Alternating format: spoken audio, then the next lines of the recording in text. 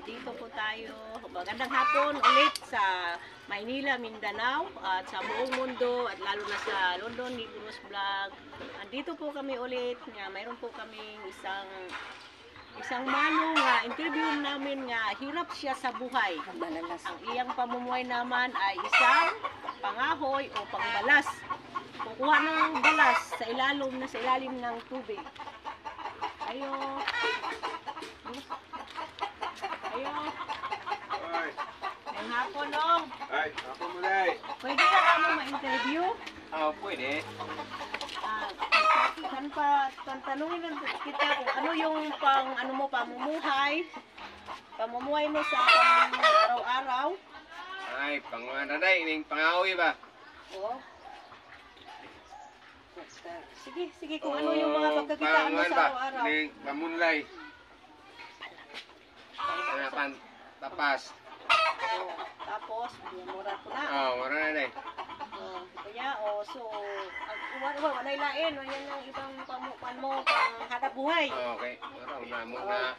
Sa tanan. Sa tanan. So guys, ang iyang pamumuhay ni Manong ay isang mangtapas or mangahoy at iba pa kung ano yung pagkakitaan dito sa province, sa Negros. Mahirap ang buhay dito. Kailangan kung ano yung pwede pagkakitaan, yung gagawin talaga para lang mabuhay ang pang-araw-araw, makakain ka sa araw-araw, bili ng bigas o pag 1 kilo, basta na mayroong pangailangan niya pang-araw-araw. So, yan ang maghanap buhay lang, pangangahoy lang amang at panapas. So, sana yung sa mga tumulong ng mga sponsor, magpasalamat kami ng marami dahil ito ay sa mga mahirap talaga ang buhay.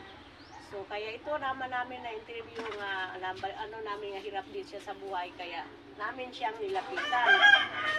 Sana yung mga sponsor nga gustong tumulong na sa mga mahirap, ito siya aming ini-interview.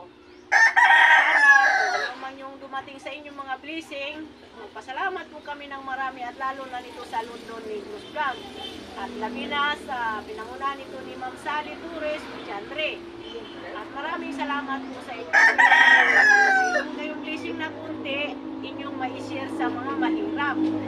Maraming pong salamat sa inyo at sa ulitin na sana at marami pa po kayong matulungan na ibang mahirap dito sa Negros.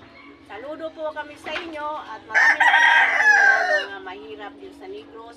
At salamat po sa London Negros Vlog. God bless all. Bye-bye.